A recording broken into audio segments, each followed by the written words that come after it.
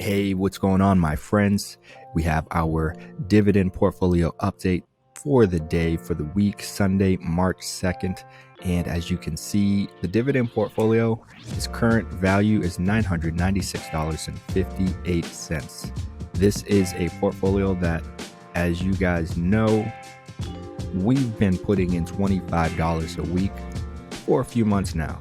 Since I believe February 1st is when we first started.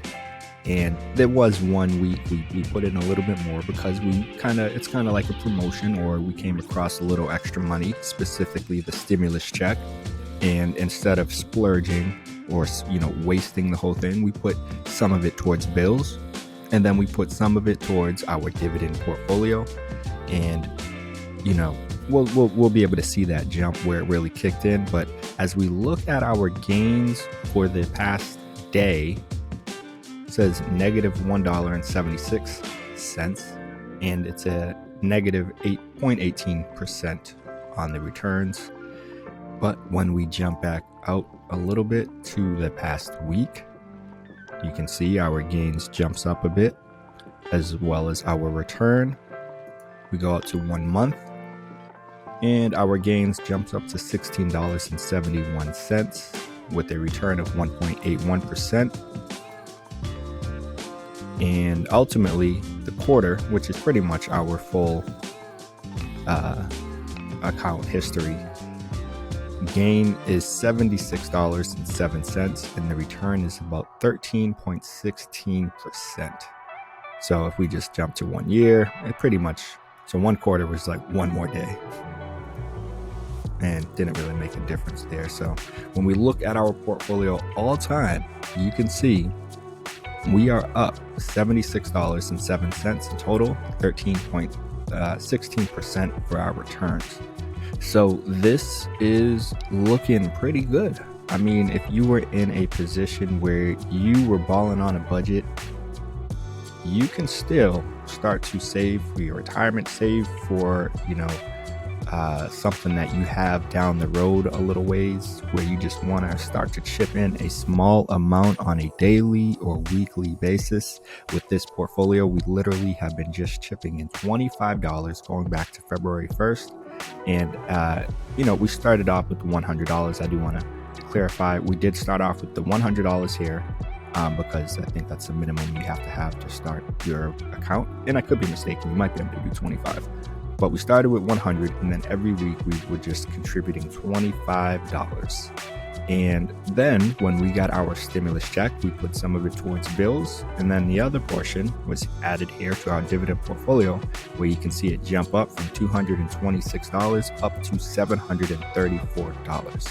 And then from there, we just continued to chip in $25 a week, and we're seeing a nice, consistent, steady, gradual incline, where it's not as rapid as you saw right here, which that's completely fine. We're chipping in a small amount every week, and it's the that combined the accumulation of all of our efforts, along with the earned dividends and the market gains, that have allowed us to get up to $996.58. So sometimes people think this, is more complicated than it is, and it's just overwhelming. And if you have, good sound companies in your portfolio, you should be fine. So looking at our dividend portfolio, our pie, as M1 Finance calls them, you can see from a return standpoint, Newt is at the top once again. I believe Realty Income was also at the top last week, and they continue to dominate, so to speak, in terms of this return, just killing it. And these are REITs. So if you are new to investing, REITs are essentially, it stands for Real Estate Investment Trust, and it's real estate property. Some invest in, office buildings, some invest in residential. Every company is different, of course, and they all give out different amounts of dividends. If they do, I believe all REITs do, but I could be mistaken there. I'm I'm certainly not an expert. This is why we have this small $25 a week portfolio where if something was to take a turn, it's fine because we're contributing a small amount towards this, and it's allowing us to also be diversified where we have a range of different companies that are in different industries, and we're not only focused on REITs, because people might think, well, hey, if REITs are going to be at the top of this portfolio and they're always performing so well, why wouldn't we just fill this up with all REITs? And hey, to each his own. However, I would not recommend that. I would suggest diversifying your portfolio so that you can weather whatever storms approach us. And if one particular industry is feeling the heat, well, you have another industry that could be making up for it. And that's kind of the value and the significance and why I love using M1 Finance to invest in and use this dividend portfolio. And, it's just so easy having these pies and that ability for you to easily just decide, hey, what do we want to, be added to our pie, and what percentage do we want each, ingredient, so to speak, make of this pie. And as you can see, they're all doing 10%. So it's even across the board. And again, this is allowing us just to be kind of diversified. We have different industries in here. Obviously, we have 2 REITs, and it does allow us to be almost more at risk within that industry, that sector. But at the same time, it does allow you to reap the benefits and the rewards of them as well. Hence, the 2 of them, the top 2 being Realty Income and Newt. So, things are looking good as we continue down the list. 3M has shown us a 14.50% return. AT&T 14%, PepsiCo 13.77%, Coca-Cola Company or KO is 12.59%. Verizon is 8%. JP Morgan Chase 6.65%. Johnson & Johnson is 5.36%, and Procter & Gamble is at a 3.34%. So everything is doing well as a whole. Of course, as we looked back at the past day, you can see numbers looking down there, but then we jumped out to a week and it's up. And so as a whole, everything is doing fairly well. You're going to have these times where things may consolidate. There will be little dips. It might go up and dip a little bit, like you see right there. But as a whole, what we should hopefully continue to see is this nice, steady incline over time. Now, if you had more than $25 to spare that you can contribute towards your weekly dividend portfolio, then run with it. You might be in a position where you can do $50, or maybe you can do $100. It certainly wouldn't hurt. As you can see, things are performing pretty well. So if we had more money to add in here, this current value would be much higher because our 13% is pretty good. That said, of course, it comes with some risk as well. So you just want to be, diversified, as I mentioned earlier, and be smart. I get it. Some of it's new to a lot of us, and it might be overwhelming, but just think about the companies that you rely on, companies that you see everywhere, companies that you see kind of evolving over time and moving with the times. Those might be companies to consider adding to your dividend portfolio. Now, lastly, before we sum this up, I do want to mention I have other portfolios. So that might be why you don't see some companies that could potentially be in this portfolio.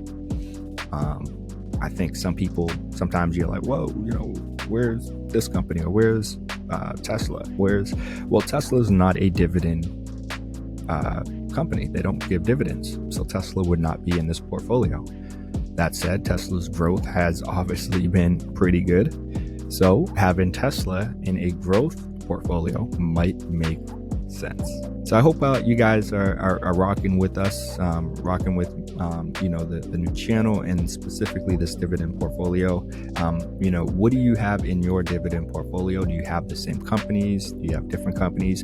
Are you using another platform? Because I love M1's fractional share capabilities that allow you to buy into companies with just a small portion or percentage of the stock price, whereas other investing platforms don't allow you to do that. So that is one of the main reasons I use M1 Finance, and I love just the ease, the user experience that you have with using their pies and whatnot.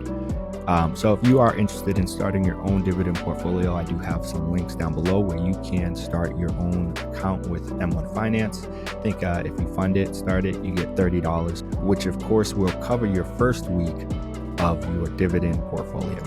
So there you guys have it. I hope you guys found this video helpful as we continue to contribute towards our dividend portfolio. What are we going to do with this money? How long are we going to, continue to do this?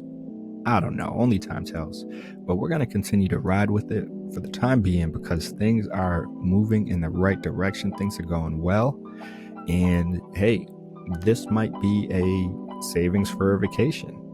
Maybe this might be money that you want to use. You want to invest in a dividend portfolio so that you can use the money for, I don't know, a new car. Maybe it's going to go towards your down, a down payment towards, you want a boat. Summer's coming. Again, you might want to consider adding a little bit more than just $25 if you want a boat for this summer, but you guys get the drift. I hope you guys feel what I'm saying, because it really, as you can see, the money, it adds up. And if you were just adding $25 a week, maybe you added that extra $700 here. Yeah, either way, you wouldn't have this much money in a regular savings account or checking account, because they're not giving you this 16% return that we've produced so far. So there you guys have it. I'm going to wrap it up there. Leave a comment down below letting me know what you think about this dividend portfolio, any companies you would swap out, you would trade. And of course, if you haven't yet liked this video, it does help with the YouTube algorithm. It does show me that you appreciate and enjoy these type of videos. After that, subscribe to the channel and hit that notification bell so you can stay up to date on our latest dividend portfolio videos and other videos that cover how to make money, how to manage that money, how to grow that money, because hey, that's what this channel is all about, helping you move forward in your financial independence journey as you strive towards financial freedom. And on that note, you already know I got to keep it moving, but I'll see you in the next video. Peace.